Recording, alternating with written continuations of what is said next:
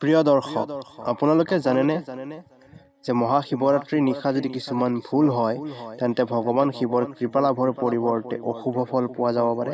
মহাশিৱৰাত্ৰি কেৱল এটা উপবাস নহয়, ই আত্মশুদ্ধি আৰু শিৱৰ কৃপা লাভৰ আটাইতকৈ ডাঙৰ সুযোগ।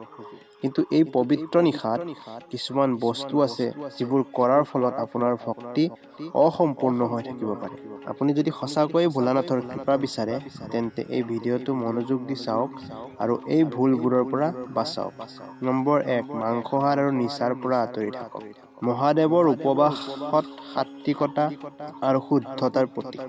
এই দিনা মাংস, মদ বা অন্য নিচাজাতীয় বস্তু গ্ৰহণ কৰা অপবিত্ৰ বুলি গণ্য কৰা হয়। যদি আপুনি এইবোৰ গ্ৰহণ কৰে তেন্তে ভোলানাথৰ কৃপাৰ পৰা বঞ্চিত হৈ পৰিব পাৰে। নম্বৰ 2, শিৱলিংগত হালধি অৰ্পণ কৰা ডাঙৰ দোষ। আপুনি জানেনে যে হালধিক সৌভাগ্য আৰু নাৰিত্ৰৰ প্ৰতীক বুলি গণ্য কৰা হয়? এই কাৰণেই ইয়াক ভগৱান শিৱক অৰ্পণ কৰা নিষিদ্ধ।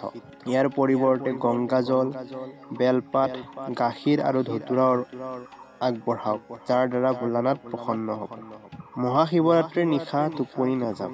এইটো হৈছে এটা নিশা যেতিয়া ব্ৰহ্মাণ্ডৰ শক্তি শিৱময় হয়। যদি আপুনি এই নিশা টোপনি যায় তেন্তে ভাবক আপুনি এই দিব্য শক্তি হেৰুৱাইছে।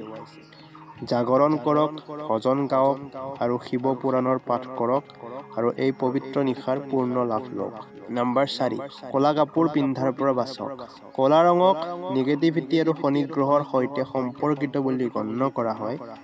শিৱৰাত্ৰিৰ দিনা বগা বা নীলা বস্ত্ৰ পিন্ধা অধিক শুভ বুলি গণ্য কৰা হয়, যাৰ দ্বাৰা পজিটিভ শক্তি লাভ কৰক। সেয়েহে এই দিনটোত আপুনি ক'লা কাপোৰ পিন্ধাৰ পৰা বাচক। নম্বৰ 5, শিৱলিংগত কেৱল নাৰিকলৰ পানী অৰ্পণ নকৰিব। শিৱলিংগত কেৱল নাৰিকলৰ পানী অৰ্পণ কৰা নিষিদ্ধ।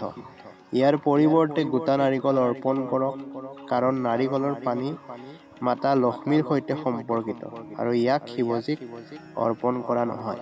নম্বৰ 6, আটাইতকৈ ইম্পৰ্টেণ্ট, ক্ৰোধ, মিছা আৰু নিগেটিভ চিন্তাৰ পৰা বাচক। মহাশিৱৰাত্ৰি কেৱল বাহ্যিক পূজা নহয়, ই অন্তৰ শুদ্ধিৰো উৎসৱ। যদি এই নিশা আপুনি ক্ৰোধ কৰে, মিছা কয় বা কাৰোবাৰ মন ভাঙে তেন্তে আপোনাৰ পূজা অসম্পূৰ্ণ হৈ পৰিব। এই দিনা কেৱল প্ৰেম আৰু ভক্তিৰ অনুভৱ ৰাখক। নম্বৰ 7, শিৱলিংগত কেতেকী ফুল অৰ্পণ নকৰিব।